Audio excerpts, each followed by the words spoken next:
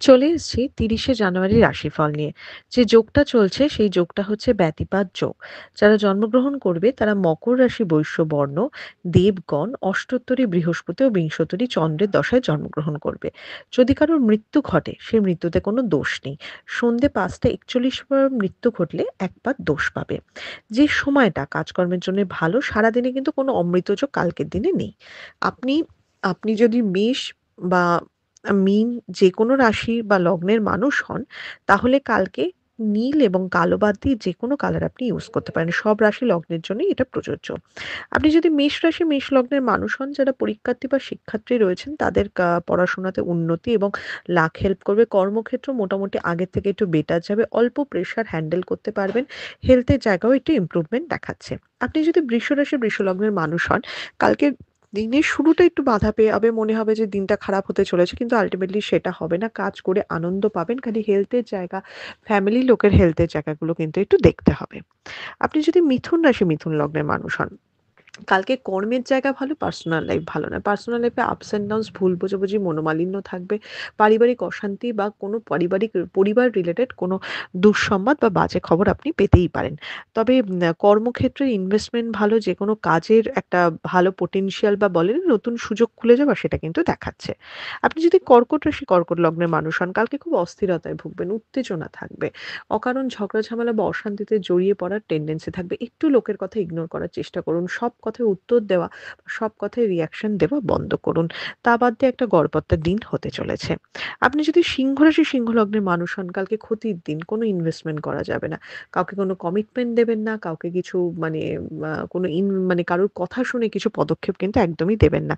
তবে কালকের দিনের কোনো চেষ্টা ভবিষ্যতে আপনার ভালো ফল দেবে। কিন্তু কালকে কিছু ফাইনালাইজ না করাটাই ভালো। একদম মানে নরমাল চলা উচিত। আপনি যদি কন্যা রাশি, কন্যা লগ্নের মানুষ হন, যে জিনিসটা ধরে আপনি এগোচ্ছেন, সেই জিনিসটাতে অবশ্যই সাফল্য লাভ দেখাচ্ছে। হঠাৎ করে প্রাপ্তির যোগ দেখাচ্ছে। ইনভেস্টমেন্টের জায়গা মোটামুটি ওকে। তবে খরচের জায়গাও কিন্তু প্রচন্ডভাবে বাড়ছে এবং হুটহাট খরচের জায়গা বাড়ছে। আপনি যদি কন্যা রাশি, কন্যা লগ্নের মানুষ সরি তুলা রাশি, তুলা লগ্নের মানুষ হন, কাছের মানুষের থেকে দূরত্ব দেখাচ্ছে, অশান্তি দেখাচ্ছে, মনোমালিন্য দেখাচ্ছে। নিজের হেলথের দিকে প্রচন্ডভাবে খেয়াল রাখতে হবে। খাওয়া-দাওয়া, ফুড হ্যাবিট খুবভাবে ঠিক করতে হবে। এটা কিন্তু ভীষণ কনসার্ন এর জায়গা হচ্ছে। বিজনেসম্যানদের ক্ষেত্রে কালকে যথেষ্ট লাভের দিন।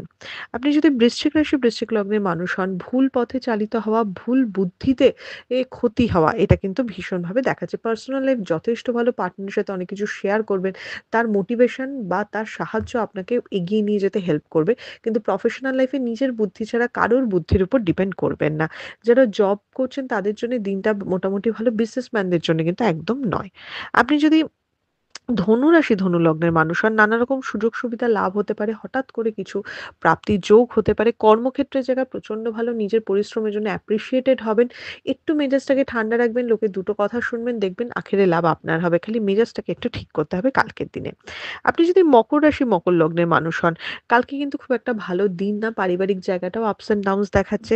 কিন্তু সেই সাথে ইনভেস্টমেন্ট বা যেকোনো মানে মানে কি বলবো শুভ প্রয়াস যেটা আপনি করতে চাইছেন, সেটা আল্টিমেটলি বুমেরাং হবে। তাই কালকে কিছুই করবেন না। একটু লো প্রোফাইল এ থাকবেন এবং যেকোনো ঝুট-ঝামেলা থেকে একটু দূরে থাকার চেষ্টা করবেন। কালকে নিজের মানে ঠিকমতো চলাফেরাও করবেন। চোট-আঘাত প্রবণতাও কিন্তু আছে। আপনি যদি কুম্ভ রাশি, কুম্ভ লগ্নের মানুষ হন, যারা অনেকদিন ধরে অসুখে ভুগছেন, তাদের হেলথ একটু বেটার এর দিকে যাচ্ছে। কিন্তু যারা একদম ফিট অ্যান্ড ফাইন আছে, তাদের হেলথ কিন্তু একটু বিগড়তে পারে।